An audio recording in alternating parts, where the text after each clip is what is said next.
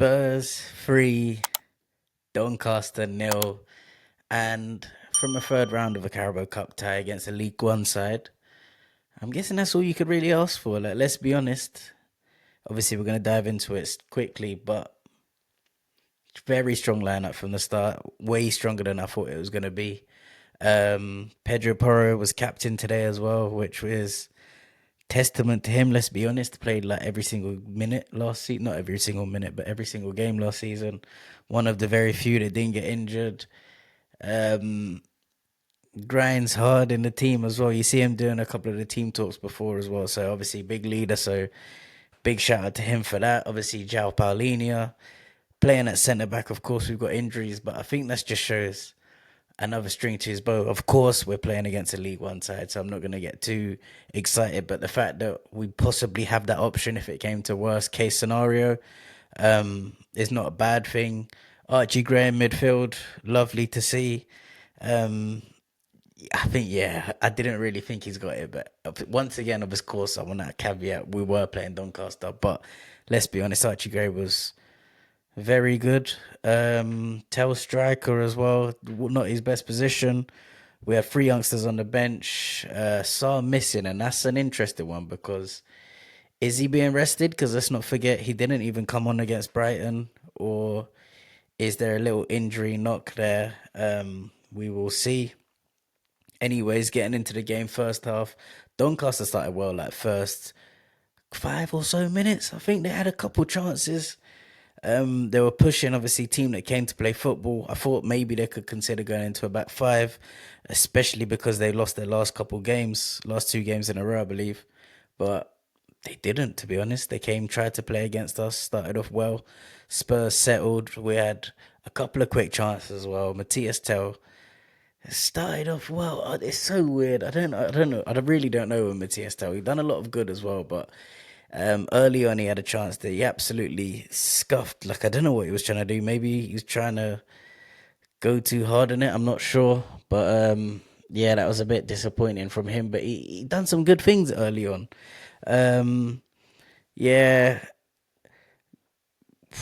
Johnson was looking better on the right as well, I suppose. Obviously, we know that is his favourite position, so it's good that Kudus got arrested and he got over there. 14 minutes in, 1-0, 1-0, João Palhinha. It was like an overhead kick, not like a crazy overhead kick that we see Richarlison doing all the time, but decent finish. Once again, proving playing from centre back, getting goals. It was from a set piece. Xavi Simmons on them set pieces tonight as well. It's just lovely. Of course, yes, I want to add into the fact because could be rival fans watching this. Yes, of course, I know we're playing Doncaster, but come on, the delivery is delivery, and it doesn't matter who you're playing against. If you can put it into an area with quality, then it doesn't matter.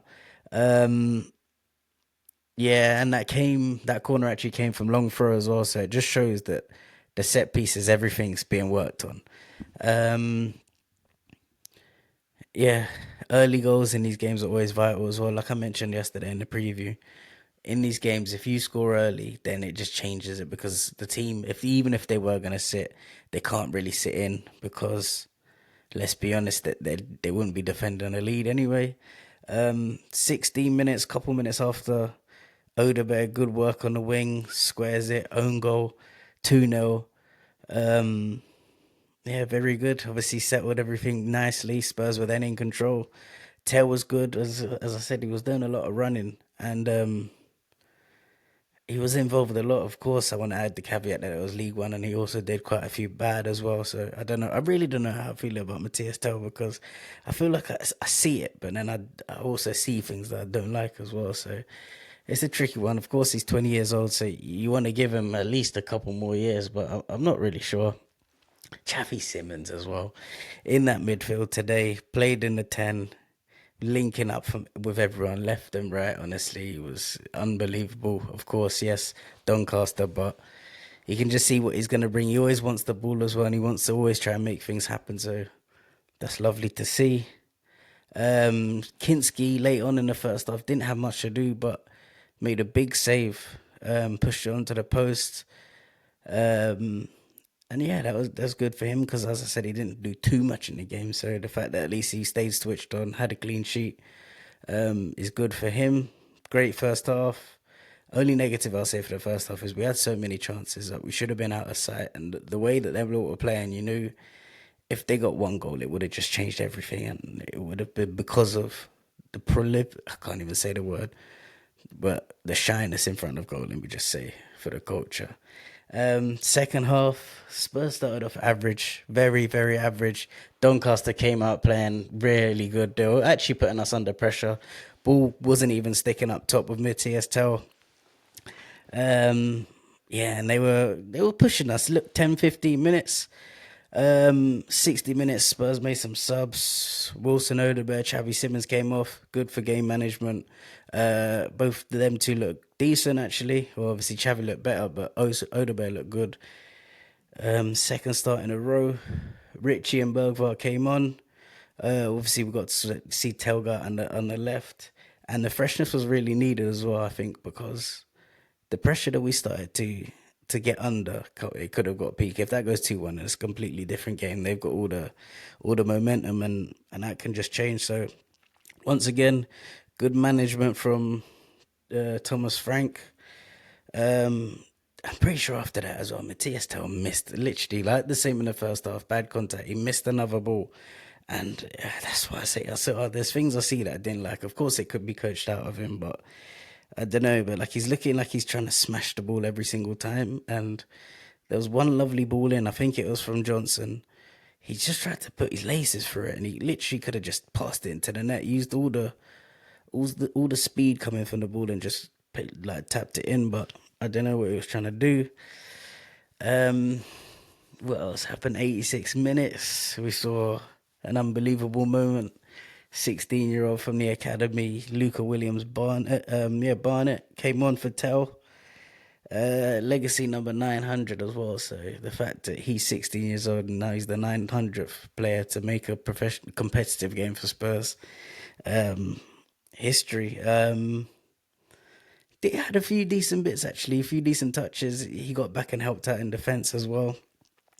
Played a role in the offside goal as well. Did decent there. Got a bit of fortune, but nonetheless, he's 16. Like the players were trusting him with the ball as well, and I think that's a massive thing because players like Kevin Danso, obviously, I know Archie Gray and Udogie aren't the oldest, but the fact that they're still willing to give him the ball knows that they see him in training. And obviously, know he's got a bit about him. The fact that he can handle it. 94th minute, literally last kick of the game. Lucas Berger puts Brennan Johnson through. Brennan Johnson, of course, I think at least as much as we will say about Brennan Johnson, in certain situations, you know he's going to score, like the ball coming in from the wing, or he's been getting better in the 1v1s as well. So certain situations, you know Brennan Johnson's always going to score, and that was perfect for it. 3-0, job done. On to the next round. We've got the draw later as well, so we'll see who we get. But what do you think about this tournament? Like, this is something we can really target. I think how strong the lineup was as well shows that Thomas Frank really wants to try and win a trophy, which is great because we see managers like Poch, Conte to an extent, Postecoglou, if you think about his first season, they really threw this tournament, but it's a trophy. It's in February. You get the final in February, March time. So it's the first one of the season, and it's, I think, 9 Premier League teams already out. So luck of the draw. If you draw another lower league team, let's say like a Cardiff, I know they're through. Wolves are through, obviously not in the greatest form, but you're into the 5th round, and then there's not many stages left to the final. So I think Spurs should definitely push for it. You just got to avoid sort of the big teams, you know, like Liverpool in there. Of course, probably don't want to go Arsenal early. If we're being honest, let's be honest, guys. But yeah, apart from that, I don't really fear anything else. City are obviously the next best team, but I trust us with them. Chelsea, as long as it's at home, because our record at Stamford Bridge. But you know what I mean, guys. Where do you think we can get in this tournament? Maybe I'll do something tomorrow just to talk about who we get in the next round if it's a big tie, because if it's a small team, it's not really that deep. But of course, we got Wolves at the weekend, looking to continue. Hopefully, another clean sheet. We'll preview that. But guys, please make sure, please, come on, I'm begging you. If you like this stuff, if you like Spurs, if you want to talk about ball, hit me up in the comments. Subscribe to the channel as well, and we'll be back with plenty more. Come on, you Spurs. Peace and love.